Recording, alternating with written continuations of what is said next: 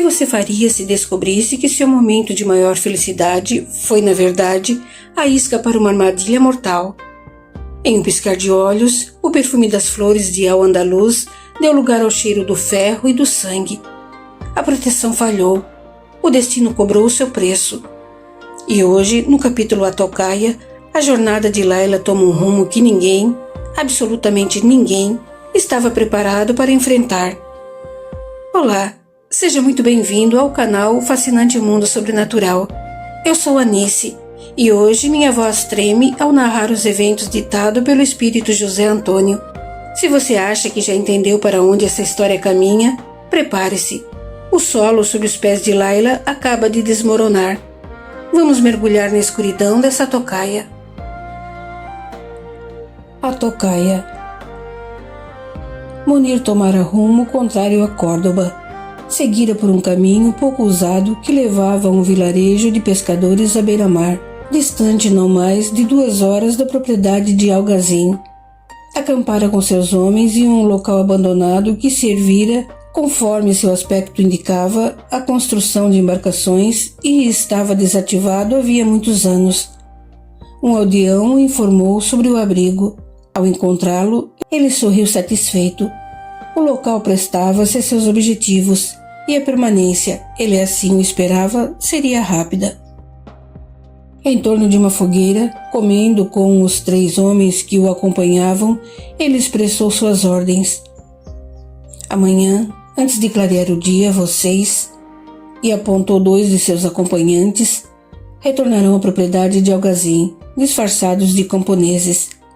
Quero que observem e indaguem cautelosamente sobre os movimentos da filha do emir. Um voltará aqui tão logo tenham as informações necessárias. Os indicados trocaram olhares e, encarando o emir, baixaram a cabeça acatando a determinação. Munir alcançou-lhes uma tocha com as roupas e, na manhã seguinte, escondendo adagas na cintura, sob grossas faixas e largas camisas de tecido rústico, eles partiram. Numa pacífica comunidade rural, infiltraram-se entre os camponeses. Era fácil. Antes do meio-dia, estavam entrosados com os moradores mais próximos da residência do emir. Daí a descobrir que a filha do emir era muito popular, tanto por seus hábitos incomuns como por sua conhecida simpatia e bondade, fora ainda mais rápido e fácil. Nas primeiras horas da noite, um informante retornava ao acampamento de Al-Gerrari, relatando as descobertas. Excelente!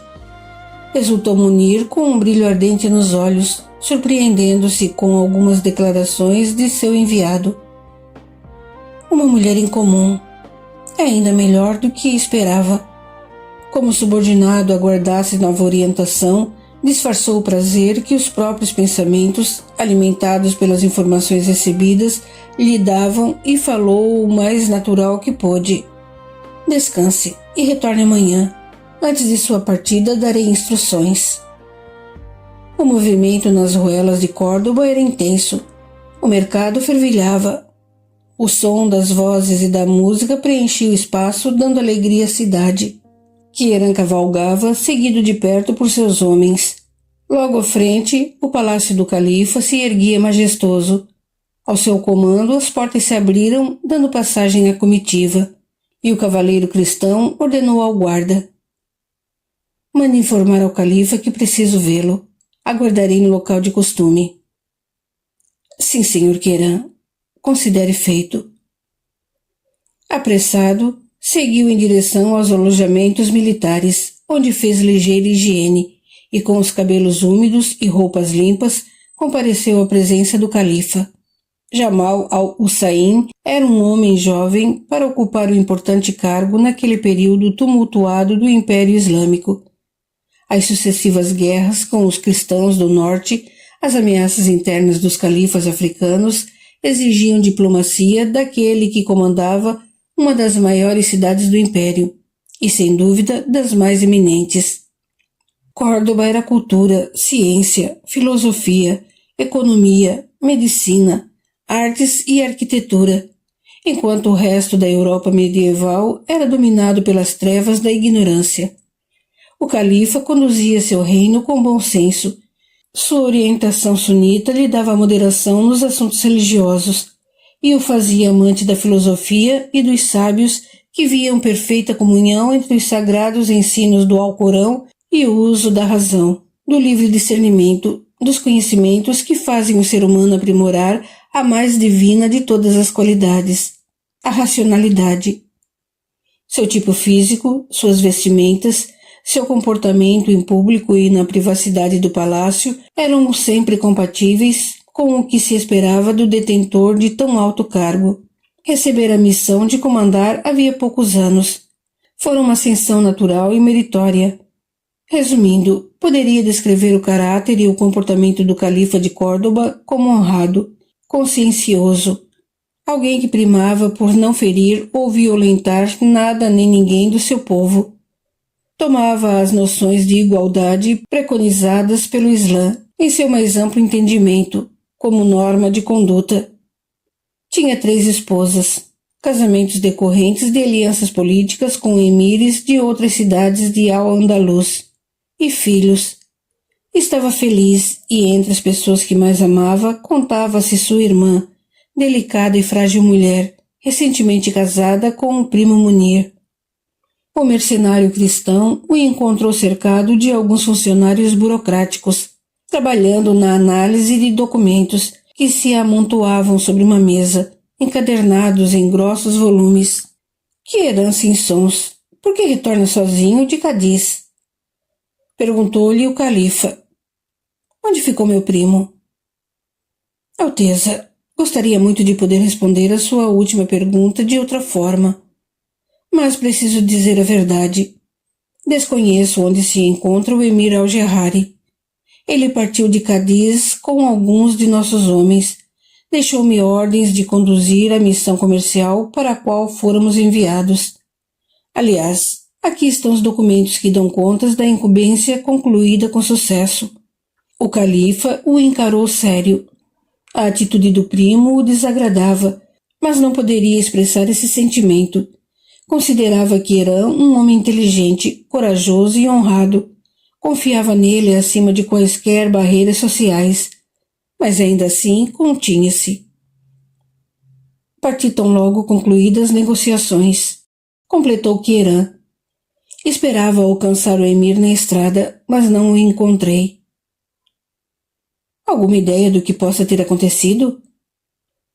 Alteza, tenho uma forte intuição do que possa ter acontecido, respondeu o cristão e, enfrentando o olhar de Jamal, prosseguiu. Solicito uma audiência particular, Alteza. A preocupação brilhou mais intensa no olhar do califa. Contemplou o cristão, notando que também ele continha-se, e sua expressão era carregada. Com um gesto dispensou os funcionários que se postavam ao redor da mesa. Ouvindo-o bater suave da porta, fixou o olhar em Queiran numa ordem muda para que se explicasse. Ele então relatou os fatos que presenciara na propriedade de Nasser Algazin, concluindo com o inusitado pedido de casamento e a recusa do emir de Cádiz.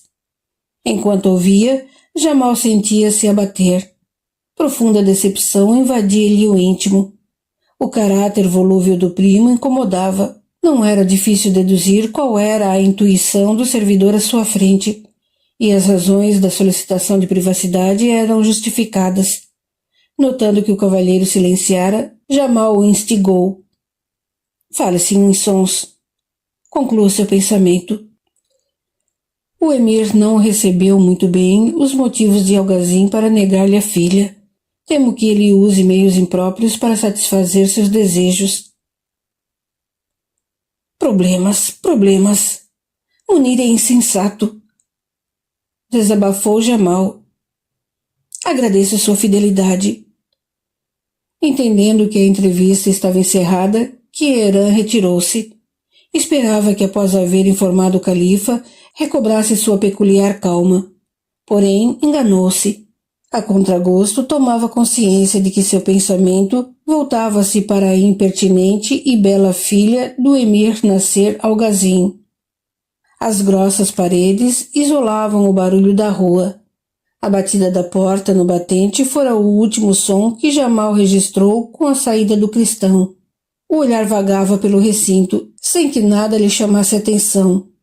Aliás, ele não via. Sua mente fora tomada pelas informações sobre o comportamento do primo.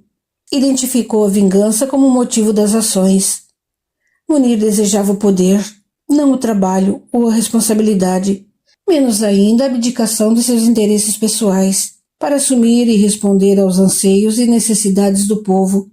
Ele calara-se ante a escolha de Jamal, fingir acatamento, aceitação da vontade da comunidade. Mas dia a dia, suas atitudes foram revelando o que com o silêncio julgava encobrir. Ler pensamento é um dom sobrenatural, que alguns temem e outros fingem possuir. A ambos e a uma multidão de indecisos fascina. Ignoram que é possível e natural ler comportamentos e eles dizem não só o que a boca cala, mas também revelam as coisas que respiram no inconsciente do ser humano. Munir revelara-se ao olhar atento do califa. Vingança, traição, afastamento eram esperados por Jamal. Porém, covardia não. Usar a fragilidade de Amirá para feri-lo era uma atitude baixa, indigna, como tudo o que é feito às escondidas pelos covardes. Esperava uma ação no campo político, talvez até militar, mas nunca na arena familiar e afetiva, murmurou Jamal, passando a mão na nuca. Ele é esperto, embora um rematado covarde. Quebre os pés de qualquer ser e o terá caído, prostrado, imóvel. Eles são nossas frágeis fortalezas. Munir sabe que minha família são Amirá e meus filhos. São os pés da minha força. Ele não ousaria atacar os meninos. A ideia foi inteligente. Transtornar minha irmã, impor-lhe uma mágoa contínua, reiterada, e mais uma causa de rebaixamento. Seria uma forma de tortura lenta, insuportável para ela, e por consequência, acabaria por me afetar. Preciso pensar. Alá me iluminará. Eu confio em sua misericórdia. Depois de dar muitas voltas ao redor da sala, aproximou-se de uma janela que dava para o pátio da ala de suas esposas. Lá embaixo, Zahara, sua terceira e mais recente esposa, passeava serenamente, ostentando o ventre protuberante. A visão trouxe-lhe ao pensamento as ligações que o levaram àquela união, e em meio a elas, suas ideias ganharam outro rumo. É preciso esperar.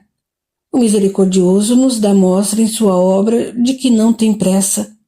Todas as coisas caminham lenta, pausadamente, nas trilhas que ele traçou. Suas decisões, muito mais sábias e importantes que as minhas, não são tomadas ao atropelo. Ninguém sairá de Córdoba em busca de Munir. Quem parte deve regressar, e quem fica espera. Presta atenção, lá vem ela, sussurrou um dos homens de Munir, disfarçado de camponês, ao seu companheiro. O outro voltou a cabeça na direção dos portões da propriedade de Algazim, que se abria para o vale. À distância identificou um vulto negro cavalgando elegante e armado. Você tem certeza? Não me parece uma mulher. Uma expressão desgostosa cobriu a face do homem que vigiava Laila. Era visível a reprovação a tudo que descobrira a respeito da filha do emir de Cádiz. Tenho, é a filha de Algazim. Os rumores que ouvimos são verdadeiros. Elas são infiéis, ímpias. Não fosse assim, eu não teria obedecido às ordens do nosso emir. Não é lícito tomar uma mulher, a não ser que ela seja sua esposa. Eu bem sei o que diz a lei, Alá seja louvado. Mas depois que observei por 2 dias essa mulher, não tenho dúvidas. É uma infiel. Se Munir a deseja, que a tome. Ela não pertence ao Altíssimo. Eu vejo armas e águias. Isso é tão estranho. Muito. Nesses dias eu vi sair cedo, armada e com as aves. Cavalga livre, sem ninguém para acompanhá-la, porém não sei para quê.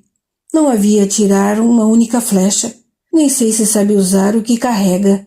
As aves ela conduz muito bem, devo reconhecer. Mas as armas? O que, por Alá, Al-Jahari quer com uma infiel? Não tem mulheres suficientes em Córdoba para tomar por esposa? Também não entendo. Acredito que ele vai arrumar confusão. O outro concordou e passaram a rememorar o plano que os levara até aquelas paragens ao amanhecer. Acertados, partiram lentamente para não chamar a atenção dos animais à volta e assim atrair a atenção das águias, denunciando a presença deles no vale. Cavalgaram pelo lado oposto do bosque e nele se embrenharam. Depois o atravessaram para espreitarem a jovem, sempre às escondidas.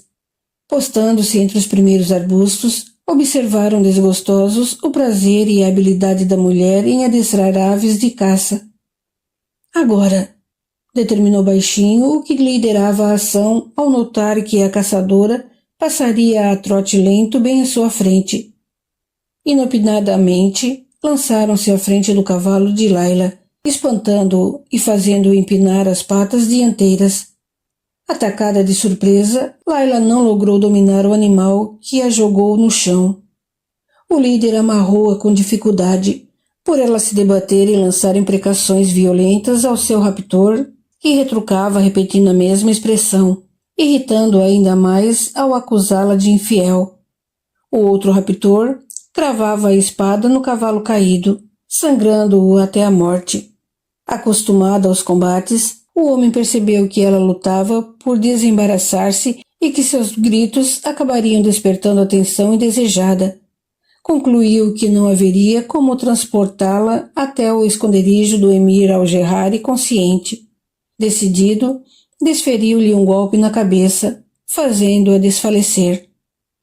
«Controle-se, não a matei», disse o líder, vendo o susto do parceiro. «Não sofrerei nenhuma condenação. Ela é feroz. Você não viu como ela tentou lutar comigo?» «Pelo que você relatou dos modos dela, eu não esperava que ela fosse dócil. Mas pode tê-la machucado muito. É melhor corrermos e entregarmos essa encomenda viva ao emir.» Preocupado, o líder tocou com o indicador no pescoço de Laila, apertando suavemente o dedo até sentir a pulsação sanguínea. «Está viva. Vamos logo.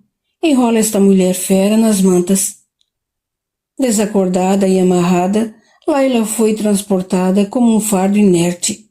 Horas depois, foi depositada e desenrolada aos pés de Munir Al-Jahari, onde despertou com a mente confusa, uma latejante dor de cabeça e todo o corpo dolorido. Munir sorriu satisfeito ao vê-la piscar os longos cílios negros. Encantava-se com suas feições despidas do véu. Era perfeita para o seu plano. Desconhecia-lhe o caráter. De forma estúpida, típica de uma criança egoísta, indagou interessado. «Você está bem?» «Ele não merece resposta», pensou Laila, fitando-o incrédula e furiosa. «Diga-me, o que deseja?» insistiu ele. «Matá-lo lentamente», grunhiu ela entre dentes.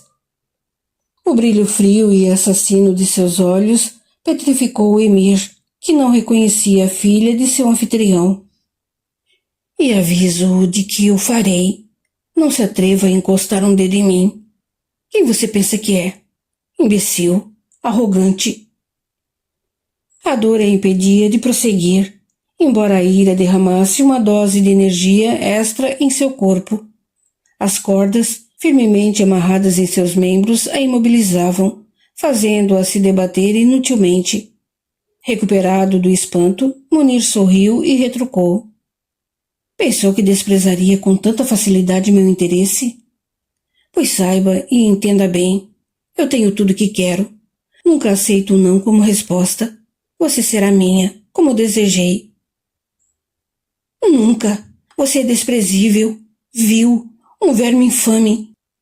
Laila espumava nos cantos da boca e seu olhar era frio como o metal das adagas que os soldados carregavam presos à cintura. «Covarde, incapaz de conquistar as coisas que deseja. Você cobiça o que homens mais inteligentes e capazes conquistam por mérito. Sabe muito bem que sou prometida a meu primo Zafir, que eu o amo e admiro, mais que a mim mesma. Mentiras inventadas, atalhou Munir. E cale-se, pois agora sua posição é outra. Sou eu quem decidirá seu futuro. Pensei em torná-la minha esposa, como oferecia seu pai, mas posso mudar de ideia e jogá-la no areia em Córdoba. Devolvê-la ou abandoná-la desonrada é a sua morte. Tem consciência disso, espero. Iluda-se com seu poder, homem covarde. Onde quer que eu vá, meu destino sou eu que faço. A declaração firme fez Munir rir. A ideia de uma mulher dirigindo seu próprio destino lhe parecia disparatada. Ria, provocou Laila. Ria e aproveite, porque vou matá-lo. É bom que se lembre. Cale-se, mulher. Amanhã você estará no harém em Córdoba. Os eunucos e alguns dias de isolamento aplacarão sua fúria. Voltando-se para o homem que a depusera a seus pés e que a sequestrara, determinou. Faride, amordace a moça. Não quero ouvir mais nada até chegarmos a Córdoba. Partiremos imediatamente. Coloque-a na cela e a vigie de perto. Na propriedade de Algazim, as águias pousaram sozinhas, chamando a atenção do tratador. Intrigado, afastou-se das gaiolas que revisava e abriu a janela para as duas águias preferidas de Laila. Perguntou o servidor aos animais, como se elas pudessem responder. Recebeu apenas um caminhar nervoso e bater de asas como resposta. Lançou um olhar ao vale, que do alto da torre se descortinava à sua vista. Lá embaixo, à distância vislumbrou um corpo caído próximo do bosque. Aconteceu alguma coisa, é melhor avisar o emir.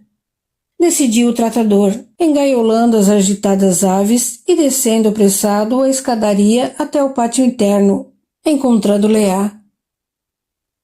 Onde está Dona Laila? Indagou ele, ofegante.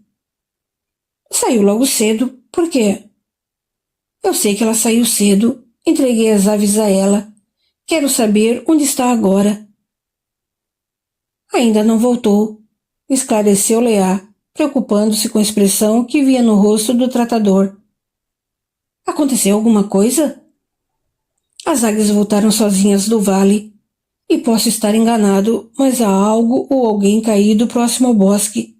É longe, mas como estou acostumado a olhar toda hora, já conheço a paisagem e consegui ver. Venha, disse Leá, puxando-o pelo braço na direção do interior da construção, enquanto o enchia de perguntas e começava a concordar com ele quanto a ter acontecido algo estranho com sua ama. O alerta do guerreiro cristão ecoava na mente da criada, e ela pensava: não há de se permitir tamanha brutalidade. A menina é excêntrica, rebelde, mas tem um coração de ouro, como diz o povo. Para ela não há criaturas diferentes. Não sei de onde tira ideias tão estranhas. Porém, sempre disse que crê que os homens façam culturas diferentes, escrevam histórias diferentes, mas que no fundo são todos semelhantes, feitos pelo mesmo Criador. Alá, que ela tanto ama, há de protegê-la, assim como nosso Deus protegeu a rainha Esther. A lembrança da história e dos muitos momentos em que a contara para Laila a acalmou. Talvez também o Deus do povo de Israel pudesse proteger sua jovem ama e ter planos para ela.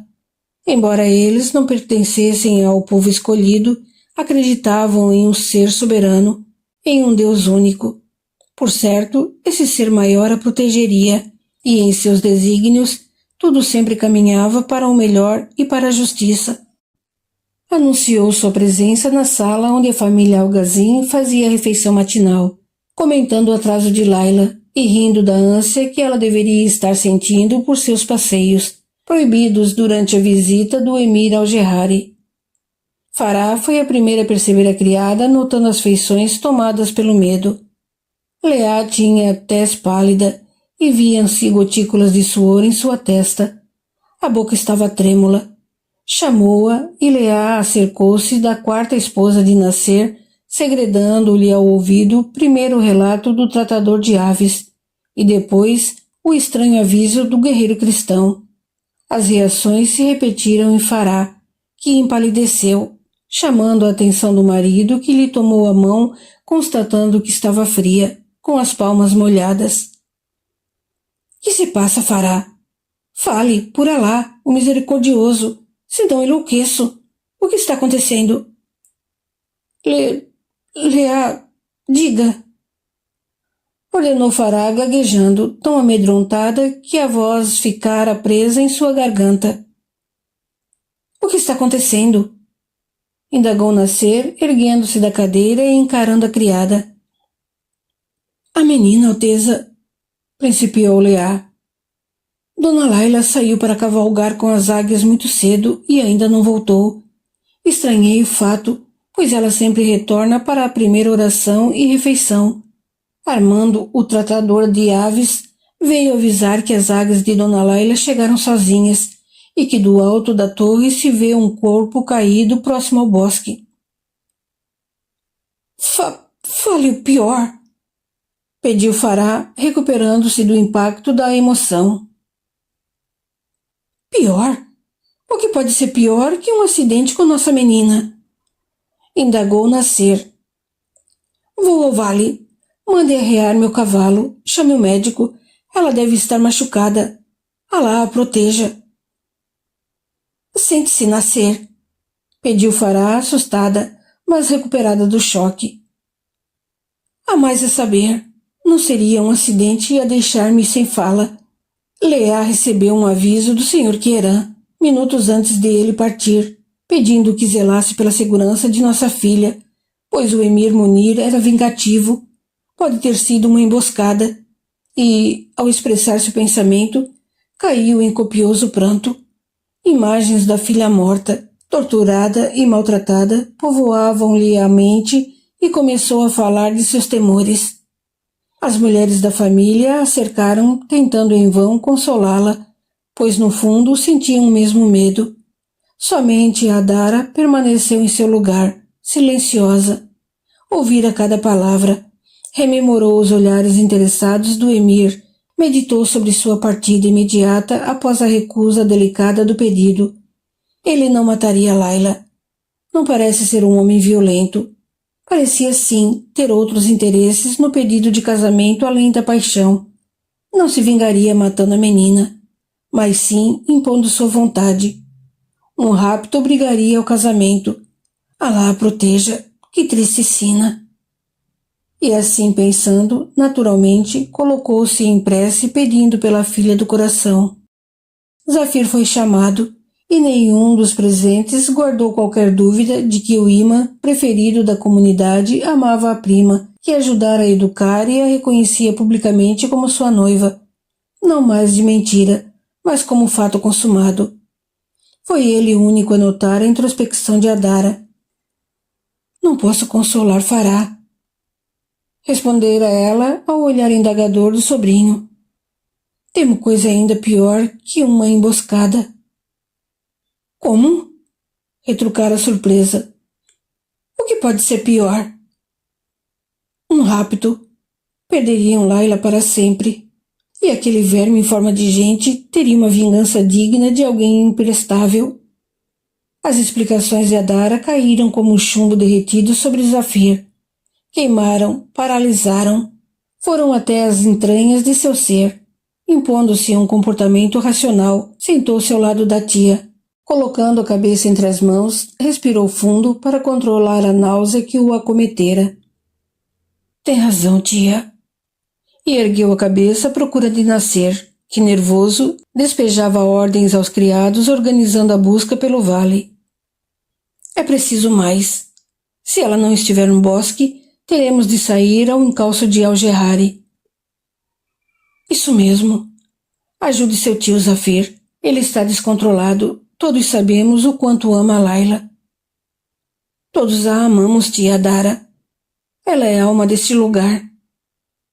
Adara respondeu com um sorriso triste, apertando a mão do sobrinho de encontro ao rosto bonito. Vá, Zafir, traga nossa menina de volta. Você não se importará com esse rapto, não é mesmo? Vai aceitá-la como esposa, nos livrará do peso da lei e dos costumes de nosso povo. É claro, tia. Laila é muito mais importante para mim do que eu imaginava. Não posso imaginar nossa família pedindo a sua morte ou saber que ela está sob o poder de um homem que ela não quer. Que bom ouvir essas palavras, querido. Alá os protegerá. Eu ficarei em prece por vocês e por Laila. Zafir agradeceu e, aproximando-se do tio, acompanhado de Karim, ambos atônitos, percebeu que o comando da busca lhe caberia. Apesar do profundo abalo emocional, do verdadeiro buraco que sentia no peito, era o mais racional e equilibrado naquele momento. Não há como ser mais ferido do que fui. Uma ferida na carne somente poderá mostrar a marca que tenho na alma. Pensava ele no pátio, montando seu alazão e assumindo o comando do grupo. Karim o acompanhava, cavalgando a seu lado. Intuitivamente, sabia que a busca era infrutífera. Pressentia a irmã distante, mas não ferida. Estamos perdendo tempo. Laila não está no bosque. Acredite em mim, Zafir. Minha irmã não está ferida gravemente. Está em perigo e distante daqui. Eu sinto. Resmungou Karim, irritado com a busca. Entendo seu receio, respondeu Zafir. Pensa o mesmo que a tia Adara. Eu concordo, também sinto que o perigo é maior, mas precisamos verificar o bosque. Talvez encontremos algumas pistas e, quem sabe, tomara que sejam infundados nossos receios e tenha havido apenas um acidente. Karim balançou a cabeça em negativa e acelerou o trotar do cavalo para acompanhar o galope apressado do primo. É difícil terminar a narração de hoje com o coração leve. A tocaia nos mostra a face mais cruel da obsessão humana. Em um instante, o sonho de Laila foi marcado pelo sangue da traição. Muitas vezes, a espiritualidade nos alerta que o mal não avisa quando vai atacar. Ele se esconde na sombra da nossa distração. O espírito José Antônio nos convida a olhar para as nossas próprias tocaias da vida, aquelas rasteiras que o destino nos dá e que parecem tirar todo o nosso chão. Mas lembre-se, o corpo pode ser ferido, os planos podem ser destruídos, mas a alma guarda uma força que nem mesmo a lâmina mais afiada pode alcançar. O que virá agora para Laila? Como ela irá se reerguer desse escombro de dor? Eu quero ouvir o seu coração agora. Você já viveu um momento em que sentiu que tudo o que você amava foi atacado de surpresa? Como você encontrou forças para respirar no dia seguinte? Deixe seu relato nos comentários. Vamos transformar esse espaço em uma rede de apoio para quem está atravessando o seu próprio momento de dor. Se este capítulo te emocionou, deixe seu like, compartilhe esse vídeo, comentem e considere também dar uma olhadinha no QR Code da tela. Muitas pessoas precisam entender que a luz incomoda as sombras, mas a luz nunca se apaga definitivamente. Fiquem em paz, com muita força no espírito, e até o próximo capítulo de O Quarto Crescente. Até lá!